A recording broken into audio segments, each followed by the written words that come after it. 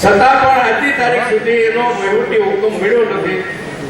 અને આપણે કદાચ ખ્યાલ હશે, આગળના ડીએમસી સાહેબે ફાઇલ કમ્પ્લીટ કરી અને મૂકેલી છે. હવે ક્યાં અટકે છે અને એના માટે આજે આપણે જનરલ બોર્ડે નક્કી કરવું જોઈએ કે આ પ્રશ્ન દર વખતે લેવો, એના કરતા આજે એનું ફાઇનલ કરવું કે આ લોકોને કરવા માંગે છે કે નથી કરવા માંગતા અને શા માટે નથી કરવા. આજે આપણે કોઈ પેઢી હોય તો એના સંચાલકે શું કરવું જોઈએ, ઉઘરાણી હોય તો ઉઘરાણી કરવી જોઈએ, વેપાર વધારવો જોઈએ. તો આ સંસ્થા પણ એક આપણી પેઢી છે અને આમાં અધિકારીઓ, આઈએસ અધિકારી જેવા અધિકારીઓ બેઠા હોય, વહીવટી અધિકારીઓ, અને એટલી બધી આપણી ઉપર જવલી થતી હોય કે એની અવગણના થતી હોય તો એના માટે આપણે બેઠા છે એને કંઈક વિચારવું જોઈએ. એટલે મારું આજની તારીખ એમ કહેવાનું છે કે ફિક્સ રોજગાર કામદારોને કાયમી માટેનો નિર્ણય મસરૂભાઈ આપણે માથાની કરાવવો જોઈએ અને કરવો જોઈએ, નકર આપણે કંઈક પગલાં લેવા જોઈએ.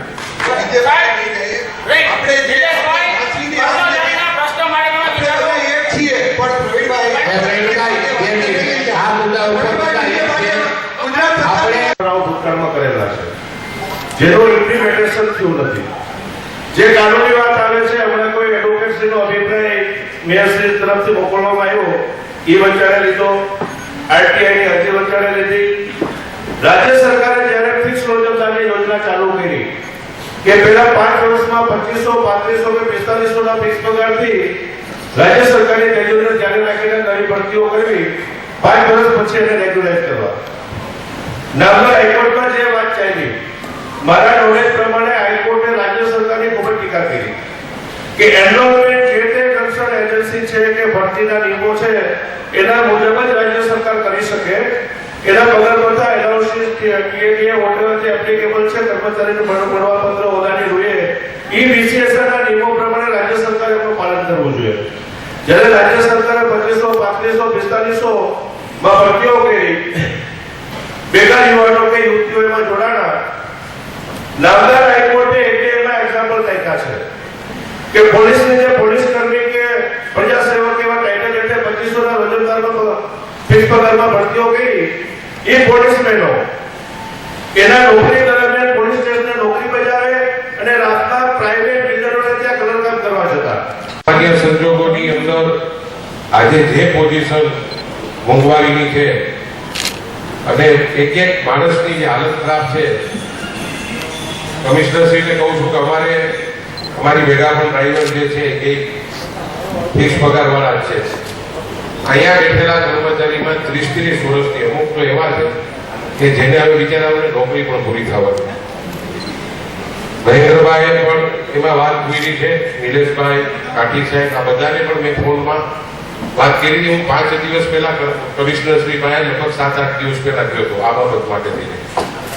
મેં કીધું બેન, તમે ગમે એમ કરીને તમને આનું ફોન પણ લાગશે. કુદરત તમને જે જગ્યાએ છો, મેં મારી સ્ટાઇલ થઈને કીધું કે નિયમમાં પણ છે અને આમાં તમને કંઈ નડતું પણ નથી. એના મગજમાં સુપ્રીમ કોર્ટની જે વાત હતી, આજે આપણે બધા એટલું વિચારી અને બધા હજી એક અભિપ્રાય લેવો હોય. અનેક વાર રજૂઆતો થઈ છે અને અનેક વાર બોર્ડમાં સર્વાનુમતે આ રોજમદાર અને ફિક્સ કર્મચારીઓને કાયમી કરવા માટેના ઠરાવો પણ થયા છે. કમનસીબે આ ઠરાવોનો કોઈ અમલ થયો નથી કે એમાં કોઈ કાર્યવાહી આગળ વધી નથી. મારે કમિશનર સાહેબને પણ કહેવું છે કે કમિશનર સાહેબે જે હુકમો કરેલા, સિનિયોરિટી લિસ્ટ બનાવવાના, એના આનુષંગિક કાર્યો કરવાના, અને કમિશનર સાહેબ, મને યાદ છે ત્યાં સુધી કમિશનર સાહેબને પણ એક ઈચ્છા છે કે આ નાના કર્મચારીઓને કાયમી કરી દેવા, એવું હું માનું છું. એમને જે કાર્ય પદ્ધતિ હતી, એમને જે કાર્ય કરેલું હતું એ દિશામાં જતું, પરંતુ ક્યાં અટકું છે? આ ફાઇલ હજી સુધી મારા ખ્યાલ મુજબ કમિશનર સાહેબ સુધી પહોંચી નથી. તો નીચેના માણસોએ ક્યાં અટકાવી છે, તપાસ કરવામાં આવી અને અત્યારે તેનો જવાબ લેવામાં આવ્યો. બીજી બાબત એ છે, માનનીય અધ્યક્ષશ્રી, કે આ અંગે કમિશનર સાહેબે એક કમિટી નિમિત્તે, આ કમિટી દ્વારા શું નિર્ણય થયો, એનો શું રિપોર્ટ આવ્યો કમિટીનો, આ કમિટીનો રિપોર્ટ પણ આ બોર્ડમાં મૂકવામાં આવ્યો અને આપણે બધાને ખ્યાલ આવે. કારણ કે દસ્તાવેજો જે કઈ બાબતો છે કે ખાનગી નથી હોતી, આ સરકારી દસ્તાવેજો કહેવાય, જાહેર દસ્તાવેજો કહેવાય. આ રિપોર્ટ પણ આ બોર્ડમાં મૂકવામાં આવે તે આપણે ખ્યાલ આવે. માનનીય અધ્યક્ષ, ત્રીજી બાબત એ છે કે બજેટની અંદર પણ આ બધા કર્મચારીઓને કાયમી કરવા માટે ₹3.5 કરોડની જોગવાઈ કરવામાં આવી છે. આ 3.5 કરોડની જોગવાઈ પછી પણ જ્યારે બજેટ પાસ થયું ત્યારે આપણે બધાએ સમજીને બજેટ પાસ કર્યું છે કે આ નાના કર્મચારીઓને કાયમી કરવા છે, એને આ વર્ષમાં એમને કાયમી કરીને આપણે કાર્યવાહી પૂર્ણ કરવી છે. હવે બજેટમાં જ્યારે આયોજન થયું હોય અને પછી એ બજેટ જ ભૂલી જવું એ પણ વ્યાજબી નથી. માનનીય અધ્યક્ષશ્રી, એમ કહેવામાં આવે છે કે ખર્ચ વધારો સંમતિ છે. 100% એ વાત સાથે સહમત છે કે આટલા વર્ષોથી જે કંઈ આપણા કર્મચારીઓ કામ કરી રહ્યા છે એને પોતાના પદ ઉપર કામ કરવાનો એક બહોળો અનુભવ ઊભો થયો છે. આ જગ્યાએ તમે કોઈ પણ નવી ભરતી કરશો તો એને ટ્રેન થતા ઘણી બધી વાર લાગશે. આપણે શોષણ નહીં કરીએ તો કોઈ પણ કર્મચારીનું કામ કરવાની એફિશિયન્સીમાં પણ ફેર પડશે. અત્યારે આપણે જે કંઈ ફરિયાદો છે, કામ નથી થતું અથવા જે કંઈ છે એ બધાને માનસિક શાંતિ, ઘરની અંદર જે જરૂરિયાતો છે એ પ્રાથમિક રીતે પૂરી થતી હોય તો કામની અંદર વધારે ધ્યાન આપશે, કોર્પોરેશન સારી રીતે અને સુદૃઢ રીતે ચાલશે.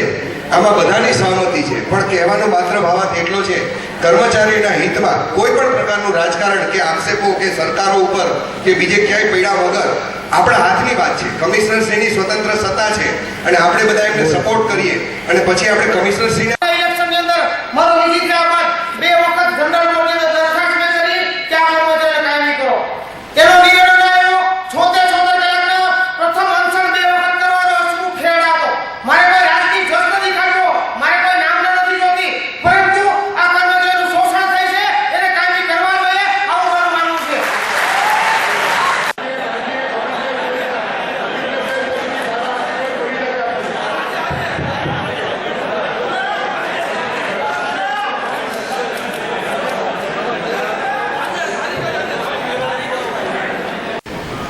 એ પ્રશ્નને ધ્યાને લઈ અને એનો સિનિયોરિટી લિસ્ટ તૈયાર કરવા માટેની કામગીરી તૈયાર થઈ ગયેલું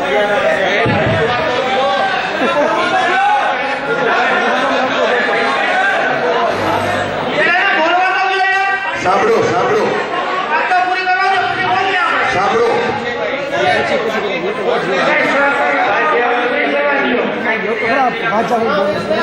કરવાની કામગીરીમાં પ્રાથમિક પ્રસિદ્ધિ થઈ ગઈ હતી, એના વાંધા સૂચનો સંભળાઈ ગયા અને આખરી પ્રસિદ્ધિ પણ એ સિનિયોરિટી લિસ્ટની થઈ ગઈ છે. અને ત્યારબાદ એ ફાઇલ અન્વયે જે કર્મચારીઓને કાયમી કરવાના થાય છે એ અન્વયે સરકારશ્રીનું માર્ગદર્શન લેવા માટે લેટર લખવામાં આવેલ છે અને એ પછી સ્મૃતિપત્રથી પણ પાછું સરકારને જાણ કરવામાં આવે છે કે આપની કક્ષાએથી સત્વરે આ માર્ગદર્શન થવા વિનંતી. એટલે ત્યાંથી હજી સુધી કંઈ સરકારનો અભિપ્રાય લેવા બોર્ડને સરકારે કાંઈ લેવા દેવા નથી. સરકારનો પરિપત્ર આવી ગયો છે. બજેટ રાજ્ય સરકારે પાસ કર્યું, આપણે ત્યાં બજેટ મોકલતા હોય છે, એમાં આનો પણ ઉલ્લેખ છે. રાજ્ય સરકારે એમાં કોઈ વાંધો લીધો નથી, તો રાજ્ય સરકારની મંજૂરીને હવે કોઈ સવાલ આવતો નથી. કારણ કે 1.5 કરોડ રૂપિયા બજેટ ખર્ચ થયો એ બજેટમાં આપણે પાસ કર્યું છે, રાજ્ય સરકારે બજેટ મંજૂર કર્યું છે અને કર્મચારીને કાયમી કરવા માટે આપણે વધારો કર્યો છે. સરકારે માન્યું. હું એ જ વાત કરું છું કે કર્મચારીઓને કાયમી કરવા માટે 3.5 કરોડ રૂપિયાનું બજેટ આપણે પાસ કર્યું છે. એ બજેટ સરકારમાં મંજૂર થયું છે. સરકારે એમાં કોઈ એને કઈ નોટિંગ કર્યું નથી, તો એનો અર્થ એ થયો કે સરકારે આ વસ્તુ મંજૂર કરી છે. તો આપણે આ કમિશનર સાહેબને રિક્વેસ્ટ કરીએ, સાહેબ, આપણે આજે વાત સાંભળો, આપણે ગળે કુકડો ઉતારીને જ અહીંથી ઊભું થવું. આજરોજના જો ખાસ બોર્ડ બોલાવવામાં આવેલ છે અને આજના જો મુદ્દો છે જે ગંભીરતાથી વહીવટી જો વિંગ છે મહાનગરપાલિકાનો એનો બોર્ડની જો લાગણી છે એના ધ્યાને રાખીને આ જો લાગણી વ્યક્ત કરવામાં આવેલ છે. આ પ્રશ્નો ધ્યાને લઈ આપણા જો મહાનગરના વહીવટી તંત્ર છે આ અંગે શરૂથી અમને કામગીરી હાથ ધરી છે અને આપણે ખ્યાલ જ છે કે જનરલ બોર્ડના પણ એના ઉપર ઠરાવો પસાર કર્યું છે, જેના પર ધ્યાને રાખીને એક કમિટીની રચના કરવામાં આવેલ છે અને કમિટીની 3 સભ્યો દ્વારા સિનિયોરિટી લિસ્ટ પ્રસિદ્ધ કરી દેવામાં આવેલ છે. આપણા જો રાજ્ય સરકારના જો નિયમો છે ભરતીના અથવા તો બીપીએમસી એક્ટના જો નિયમો છે અને આપણા માનનીય ગુજરાત હાઈકોર્ટના ચુકાદાઓ છે કે સુપ્રીમ કોર્ટના ચુકાદાઓ છે જેનો ધ્યાને રાખીને હું આ કામગીરી પૂર્ણ કરવા મારો યોગ્ય પ્રયાસ કરીશું. સુપ્રીમ કોર્ટમાં તો જે વધારાની જે લોકોએ માંગ્યું છે એના માટે સરકાર ગઈ છે. આમાં ક્યાં વાંધો છે 5 વર્ષ પૂરા થાય કરવામાં? એમાં કોઈ વાંધો નથી. સરકાર પણ 5 વર્ષ જેના પૂરા થાય એને કાયમી કરે જ છે. આમાં કોઈ આગળનું કઈ માંગતા નથી. જે તારીખથી વર્ક એને ઓર્ડર આપવામાં આવે એ તારીખથી કાયમી ગણવાના છે. કરવામાં નડતું નથી. એટલે કર્મચારીનું અહિત ન થાય એની કાળજી રાખીએ. અહિત ન થાય આપણે બોલીએ અને વસ્તુ બગડે નહીં એની કાળજી રાખીએ. કમિશનર સાહેબ શ્રી ડેપ્યુટી મેયર શ્રી આજની જે સમય સભામાં દરેક માની કોર્પોરેટરની લાગણી છે જે અન્વયે સરકાર શ્રીમાની જિલ્લા પંચાયતને જે એમના જે ઉપર ગ્રાન્ટ પેટે ગ્રાન્ટ મળતી હતી એની જિલ્લા પંચાયતને ડબલ કરી આપવામાં આવે છે.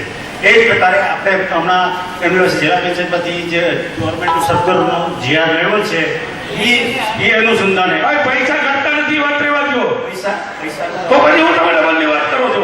આપણે ગ્રાન્ટની વાત તો સાંભળો. એમની વાત સાંભળો. ઉપરની ગ્રાન્ટ અત્યારે જે મળે છે જે સમયના ખર્ચના અને આવકના આધાર એ અનુસંધાને હાલમાં આપણે ઉપરની ગ્રાન્ટ ડબલ કરવા માટે સરકારમાં લખીએ પણ જરૂર નથી. તો 1-2 દિવસમાં 12-24 કલાકમાં કમિશનર સાહેબ આ દિશામાં નિર્ણય કરાવી જ્યાં પૂછવાનું હોય ત્યાં. આ અધિકારી લેવલનો સવાલ છે, મિનિસ્ટ્રી લેવલનો સવાલ નથી. જો મિનિસ્ટ્રી લેવલનો સવાલ હતો ચોક્કસ હું ત્યાં જઈને અત્યારે નીકળી જાય. પણ અધિકારી શ્રી અને સચિવશ્રી કક્ષાનો આ પ્રશ્ન છે એમ કમિશનર સાહેબ કહે છે ત્યારે કમિશનર સાહેબ તથા સચિવશ્રી સાથે એકબીજા સાથે મિટિંગ કરી અને જે કાંઈ નિર્ણય લેવાનો હોય પોઝિટિવલી એ 12-24 કલાકમાં લે એવી વિનંતી છે. અને આ જુનાગઢ બંધ કરવાની કોઈ બાબત ન જ આવે, ફરજ ન જ પડે એ દિશામાં કમિશનર સાહેબ જરૂર વિચારશે એવી લાગણી કરું છું. અને 12-24 કલાકનો નિર્ણય આવી જાય એવી આશા વ્યક્ત કરું. જૂનાગઢના જે કર્મચારીઓનો ફિક્સ પગારમાં જે કર્મચારીઓ છે રોજમદાર છે જે છેલ્લા 25 વર્ષથી માત્ર 4,000 અને 4500 રૂપિયામાં સર્વિસ કરે. આજના અવળી મોંઘવારીની અંદર માણસને ખાલી શાક બકાલું 4,000 રૂપિયાનું આવતું હોય એવા સમયે આખા ઘરનું ગુજરાત 4500 રૂપિયામાં કેમ કરવો? છતાં પણ આજની સુધીમાં લગભગ બોર્ડે જનરલ બોર્ડે 4 વાર ઠરાવ કર્યો સર્વાનુમતે. આમાં બીજેપી કે કોંગ્રેસ નહીં, બધા 51 કોર્પોરેટરોએ સર્વાનુમતે ઠરાવ કર્યા. સ્ટેન્ડિંગ કમિટીના 4 કોર્પોરેટરોએ આજે દરખાસ્ત મૂકી હતી અને બોર્ડ બોલાવ્યું હતું. અમે કમિશનરશ્રીને રિક્વેસ્ટ કરી કે આમાં ક્યાંય નિયમ કે કાયદાનો ભંગ નથી થતો. તમારા જ પાવરમાં આવે છે ને તમારે આ લોકોને કાયમી કરી દેવા જોઈએ. 25 વર્ષથી જે માણસ રોજમદાર તરીકે કાયમી હોય, હવે કુદરતી પણ નિયમ છે કે 5 વર્ષ નોકરી કર્યા પછી આમી પણ એને કાયમી કરી દેવો જોઈએ. એટલે આજની વાતમાં માનનીય મહેન્દ્રભાઈ મસરૂ, અમારા મેયર શ્રી લાખાભાઈ, માજી મેયર કેપ્ટન સાહેબ અને નિલેશભાઈ દુલેશિયાથી માંડીને બધા એક સર્વાનુમતે એવો નિર્ણય કર્યો છે કે કમિશનરશ્રીને ઉપર સચિવ કક્ષાએ જે સલાહ લેવી હોય એ સલાહ લઈ અને વધીને 2-3 દિવસમાં જ આ કર્મચારીના ઓર્ડર કાઢે. બાકી અમે રિક્વિઝેશન બોર્ડ પાછું 10 દિવસ પછી બોલાવીએ છીએ અને એ દિવસે અમે નક્કી કર્યું છે કે જો પોઝિટિવ નિર્ણય ન આવે તો આની માટે થઈને જ્યાં સુધી લડાઈ કરવી ત્યાંથી કરવી અને જૂનાગઢ બંધનું પણ એના નાખે. અમારા મહાનગરપાલિકાના સ્થાયી સમિતિના 4 કોર્પોરેટરોએ જૂનાગઢ નગરપાલિકામાં સર્વિસ કરતા કાયમી રોજમદારો અને ફિક્સ પગારદારોને કાયમી કરવા માટે આ બોર્ડ બોલાવવામાં આવ્યું હતું. આ જ બોર્ડમાં જનરલ નિર્ણય એવો લેવામાં આવ્યો, સતીશભાઈ કેપ્ટન, નિલેશભાઈ તુલેસિયા, ગિરીશભાઈ કુટેસા અને મસરૂભાઈ કે દિવસ 8ની અંદર કમિશનર છે એ આ લોકોને કાયમીના ઓર્ડર આપી દે અને જો કાયમીના ઓર્ડર ના આપે તો 10 દિવસ પછી ગામ બંધ રાખવું અને બોર્ડ બોલાવવાનું. આવો આ નિર્ણય લેવામાં આવ્યો છે. કમિશનરનું વલણ બરોબર નથી. કમિશનર તો મૂર્ખ બનાવે છે. કેટલી વખત ઠરાવ થયા છે તોય કમિશનર કરતા નથી. કમિશનરના ઘરની પેટીમાંથી દેવા છે પૈસા તો કોર્પોરેશનમાં છે. અમે બજેટમાં વધારી દીધા 3 કરોડ અને આમાં તો ઘટે છે 1.5 કરોડ તોય વધે છે. એ ઉપરાંત ફિક્સ ડિપોઝિટના રૂપિયા આવે છે 3 કરોડ 45,000 રૂપિયા. રૂપિયાની કોઈ કમી નથી. કમિશનની નીતિ નથી. જુનાગઢ મ્યુનિસિપલ કોર્પોરેશનનું ખાસ બોર્ડ મળી ગયું. જુનાગઢ કોર્પોરેશનની અંદર લગભગ 364 જેટલા રોજમદાર ફિક્સ પગારના તથા સફાઈ કામ કરનાર સફાઈ કર્મીઓ છેલ્લા ઘણા વર્ષો થયા માત્ર 4,4500 રૂપિયા પગારમાં નોકરી કરી રહ્યા છે અને પોતાની ફરજ બજાવી રહ્યા છે. આ એક સમાજનું મોટું કલંક કહી શકાય કે માત્ર મામૂલી રકમની અંદર કોર્પોરેશન દ્વારા આટલી મોટી સંખ્યાના કર્મચારીઓનું શોષણ થઈ રહ્યું છે. વારંવારની અમારી રજૂઆતો, અમારી લાગણી, અમારી માગણી આ તમામ કર્મચારીઓ કે જેઓ કાયમી કર્મચારીઓ જેટલું જ સારું કામ કરી રહ્યા છે, પોતાની ફરજ બજાવી રહ્યા છે, એમને કાયમી કરવા માટે એની અમારી જે કાંઈ રજૂઆતો હતી એ રજૂઆતોને પૂરો પ્રતિસાદ ન મળતા આજે ખાસ બોર્ડ બોલાવવામાં આવ્યું છે અને એવા પણ નિર્ણય કરવામાં આવ્યો છે કે આવતા 10 દિવસોની અંદર કમિશનરશ્રીએ જે કાંઈ આ અંગેની વિધિઓ કરવાની હોય કે ફોર્માલિટી કરવાની હોય આ બધી ફોર્માલિટીઓ પૂરી કરીને અમારી સૌની રાજકારણ વિના, રાજકીય મતમતાંતર વિના જે આ કર્મચારીઓ કામ કરી રહ્યા છે એમને કાયમી કરવામાં આવે, એમના પરિવારોને ઉગારી લેવામાં આવે. આપણે બધા જાણીએ છીએ કે 4500 રૂપિયામાં કોઈ પરિવારનું ગુજરાન ચાલી શકે નહીં. પોતાના બાળકોનું પોષણ, એમનો અભ્યાસ, બીમારી, રેશન, ઘર વખરી, દૂધ આ બધી બાબતો જોતા એક જણને 4500 રૂપિયા દર મહિને જોઈએ અને બદલે આખા કુટુંબને 4500 રૂપિયામાં ચલાવતું હોય આ એક બહુ મોટી કરુણતા છે. કોર્પોરેશન દ્વારા વારંવાર આ બાબતની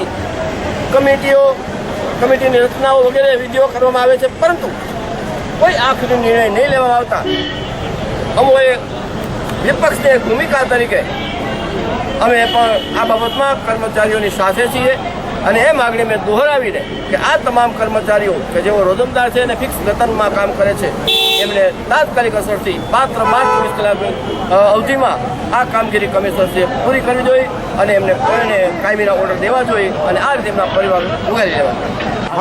તો આ બોર્ડમાં જે ઠરાવ થયો છે એ ઠરાવ પ્રમાણે કોઈ આગળની કાર્યવાહી એ પછી જુનાગઢ બંધીની કાર્યવાહી હોય, સફાઈ કામ ઠપ થવાની કાર્યવાહી હોય, જે કોઈ કાર્યવાહી બોર્ડમાં જે નક્કી થઈ છે એને અનુરૂપ કાર્યવાહી કરવામાં આવશે.